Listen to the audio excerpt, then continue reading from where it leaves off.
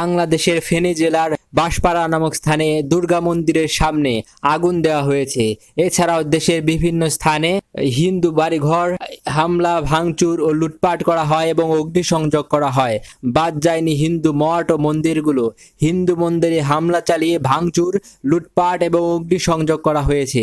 এ সময় হিন্দুরা আতঙ্কিত হয়ে জীবন বাঁচাতে বাড়িঘর ছেড়ে পালায়। কেউ কেউ পালাতে না পেরে ভয়ে আতঙ্কে চিৎকার করতে থাকে, আর্তনাদ করতে থাকে। পুলিশ প্রশাসনকে ফোন করেও তাদের কোনো সাড়া পাওয়া যায়নি। তারা কেউ হিন্দুদেরকে সহায়তা করেনি, বরং তারা বলেছে আমরা এখন আসতে পারবো না। এই পরিস্থিতিতে হিন্দুদের জীবন বিপন্ন বাংলাদেশে। তাই যে যেখানে আছেন এই ভিডিওটি শেয়ার করে বাংলাদেশের হিন্দুদের পাশে দাঁড়ান। দেখান মানুষকে কিভাবে বাংলাদেশে হিন্দুদের ওপর নির্যাতন করা হচ্ছে, নিপীড়ন করা হচ্ছে।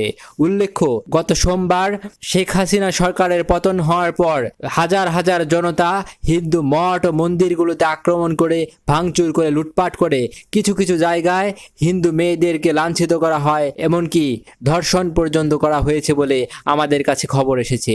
বন্ধুরা, ভিডিওটি যে যেভাবে পারেন শেয়ার করে দিন। বাংলাদেশের হিন্দুদের এই দুর্দিনে পাশে দাঁড়ান। ধন্যবাদ।